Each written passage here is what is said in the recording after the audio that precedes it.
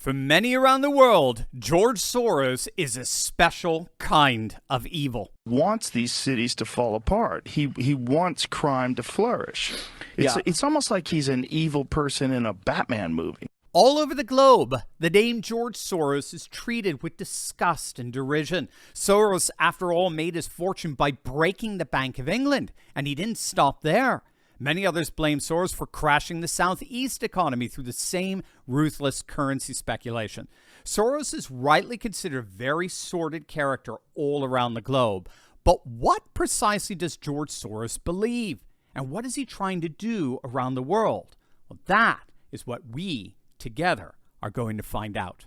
Back in 1993, the billionaire financier George Soros self-published a paper where he outlined his vision for a new world order, originally envisioned by George Herbert Walker Bush. For future generations, a new world order, a world where the rule of law, not the law of the jungle, governs the conduct of nations. When we are successful, and we will be, we have a real chance at this new world order, an order in which a credible United Nations can use its peacekeeping role to fulfill the promise and vision of the UN's founders. For Soros, the New World Order was faltering because it was failing to effectively integrate Russia and its former satellites in Eastern Europe into the liberal West, posing a risk to the so-called rules-based international order. Soros early on recognized that the world order after the Soviet Union was indeed breaking up, is returning to nation, culture, custom, tradition, and he hated that. Soros pointed to the dangers of this encroaching nationalism by citing the war in the Balkans. Soros believed that the tribalist conflicts in the former Yugoslavia could end up engulfing the world. The solution for Soros was the promotion and triumph of what he called open societies, a concept originally proposed and popularized by Karl Popper in his classic work, The Open Society and Its Enemies. According to Popper, open societies are rational societies rooted in science and reason, whereas closed societies are inherently irrational, rooted in tradition and tribalism. Open societies guarantee and protect rational exchange centered on the individual, whereas closed societies force people to submit to authorities and age-old traditions, religious, political, and economic. Soros believed that the triumph of liberal open societies throughout the world represented a truly new world order that transcends both the Cold War era as well as the growing nationalist trends around the world. However, for Soros, there was a twofold problem to realizing such a world order. On the one hand, Soros did not want the United States to become the world's policeman. Soros saw the United States' sole superpower status as a threat to international peace and prosperity. However, on the other hand, the United Nations was too powerless and ineffectual to provide a counterbalance or global alternative to the United States. Was there an institution that could be co-opted and redirected in such a way so as to usher in the open society world order that Soros became obsessed with? As it turns out, there was. Hey gang, with all the insanity at our southern border and with bumbling Biden's deliberate incompetence, there has simply never been a better time to protect your assets with the timeless value of gold and silver. And that is where our good friends over at Goldco come in, gang. Click on that link below and learn the 3 simple steps you can take right now to protect your savings the way patriots throughout the centuries have always protected their assets, and that's, of course, with gold and silver. In fact, Goldco are patriots just like us, gang. They want you to succeed so much, they're offering you up to $10,000 in free silver while supply lasts. So don't wait. Click on that link below or visit my special website, turleytalkslikesgold.com. For Soros, the solution to this dilemma for an emerging new world order was none other than NATO. But not NATO as it was. A new NATO, a reformed or better co-opted NATO. For Soros, quote, NATO is the only institution of collective security that has not failed because it has not been tried. NATO has the potential of serving as the basis of a new world order in that part of the world which is most in need of order and stability. But it can do so only if its mission is redefined.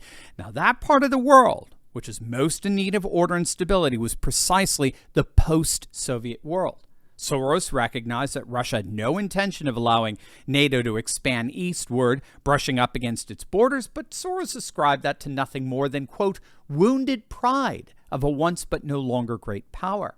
While Soros did not rule out the potential for an alliance between Russia and the West, he insisted that Russia must adopt a liberal Western model of society and governance.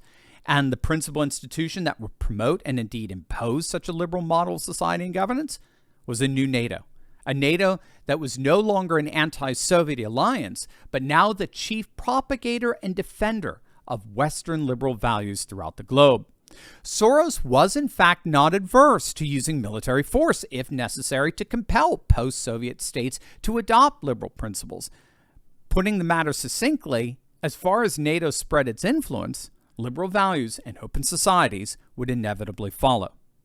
Soros' influence over the liberal world order simply can't be exaggerated. Between 1990 and today, NATO went from 17 member nations to 30, nearly doubling in the span of 30 years. But not without significant warning. A number of academics, such as John Mearsheimer, the University of Chicago, George Kennan of Harvard, even Henry Kissinger, recognized that brazen NATO eastward expansion was denounced and opposed by every single head of Russia, and that such eastward expansion would inevitably lead to open conflict with the Russian Federation. Now, while it would certainly be a stretch to blame Soros for the current conflict in Ukraine, his worldview certainly contributed to the conditions that made such a conflict inevitable. Moreover, while most would agree that Soros' defining intellectual principle is cosmopolitan internationalism, the notion that the world should constitute a single global community that transcends nationalisms, tribalisms, and sovereign states, many fail to recognize that one of, if not the most galvanizing factor for this, is the role that apocalyptic environmentalism plays in Soros' worldview. Soros sees the planet as basically expiring, and only by galvanizing the world's populations into a fully cooperative global community can we hope to overcome this ecological challenge. And this is where Soros' worldview takes a rather sinister turn.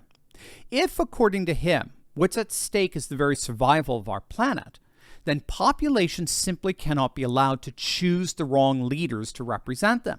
If they do, Soros galvanizes his web of billion-dollar NGOs that in turn actively interfere into the politics of sovereign nations across the planet, precisely to overturn and undo the democratically expressed will of voters. Soros, when all is said and done, can claim he's a Democrat until he's blue in the face. It doesn't change the fact that he's doing everything he possibly can to orchestrate world events irrespective of voter will and intention. In the end, because of his environmental apocalypticism, all his rhetoric about open societies and democracy and human rights is all for naught. The only legitimate governments are governments that go along with Soros' vision for the planet and the world order that he believes will preserve it. No other form of government, no matter how democratically expressed, will do. Unfortunately for Soros, the world is more and more moving in a very, very different direction. A new world order is indeed rising, but not the one that Soros had in mind.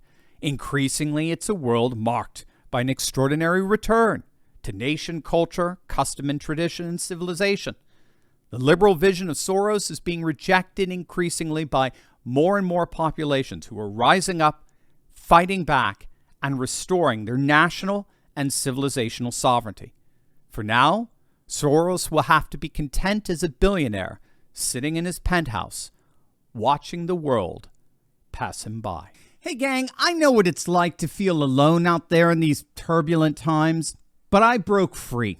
If you too have been looking for a community with like-minded patriots who are serious about resisting globalism, building a parallel economy, and having intelligent and deep fellowship on a regular basis, then you've come to the right place. In my Courageous Patriot Insiders community, we're building a close-knit movement of, by, and for patriots who are breaking free from the outrage and despair cycles of the mainstream media and taking on the fight against globalism. Every week, I deep dive into the content I can't share on big tech and give you the cliff notes on the truth of how patriots just like you are building up their communities, starting patriot businesses, and fighting the woke in both public and private.